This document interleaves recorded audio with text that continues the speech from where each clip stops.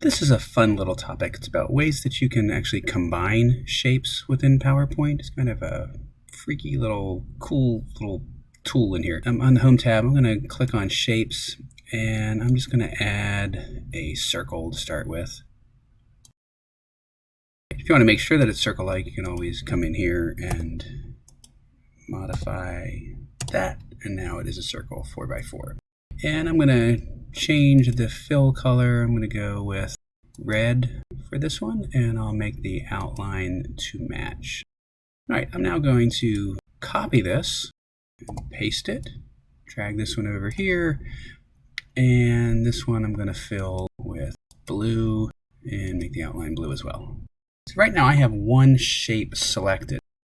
Since it's selected, shape format appears on my toolbar. If I unselect that, shape format goes away. Select shape, shape format reappears. Most of this is available. I can't group because I only have one thing selected. I also can't merge shapes because I only have one shape selected, and that's what I want to do.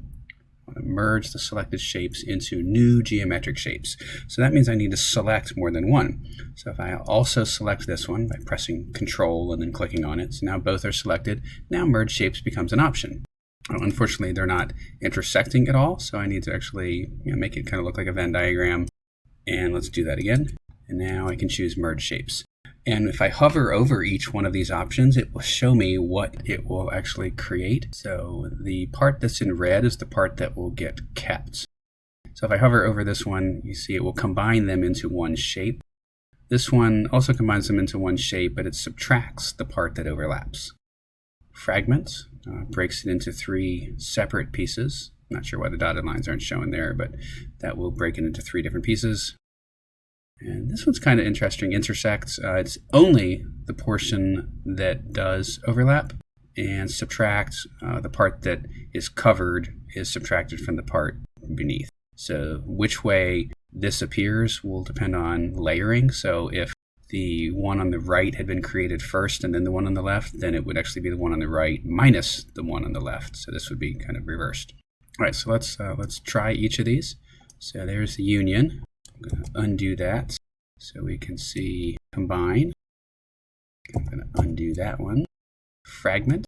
This works really well for Venn diagrams. I would want to go in and change the colors of each part. But because each shape is actually a text boxes are shapes and shapes are text boxes, sort of. But you can type inside of here, you can type inside of here, you can type inside of here, and then you can put your Venn diagram back together. Right. And our last couple are intersect and leaves only the part that is overlapping between the two shapes. And our last one is subtract. And again, just to verify that order matters, we're going to send this one to the back. Now this one is on top. Now the subtraction goes the other direction. So it's the one on top subtracting from the one on the bottom, or the newer one subtracting from the older one if you don't mess with sending forward or backward. Okay, so those are all just the basics of how you can merge shapes.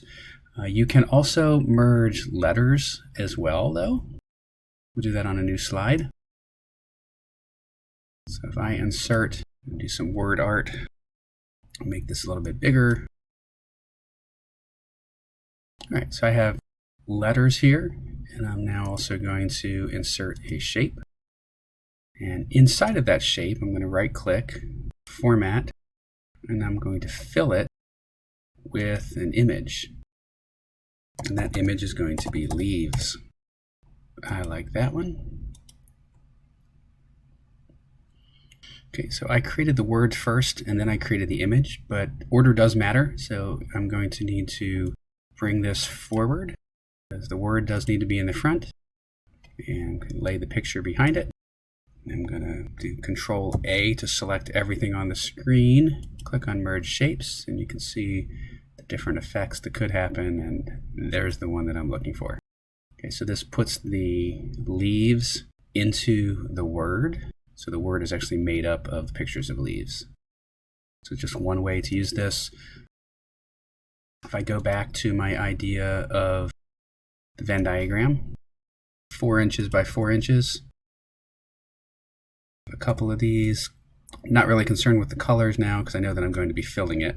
So I'm going to select both, merge those shapes into one, and now that I have this particular shape, now I can fill that with an image as well. So the filling a shape with an image is kind of a cool trick. The combining shapes together into new shapes is kind of a cool trick. But when you put them together, it's like anything else in educational technology. When you combine multiple programs or apps together, and we call that app smashing, you get kind of increasingly wonderful results.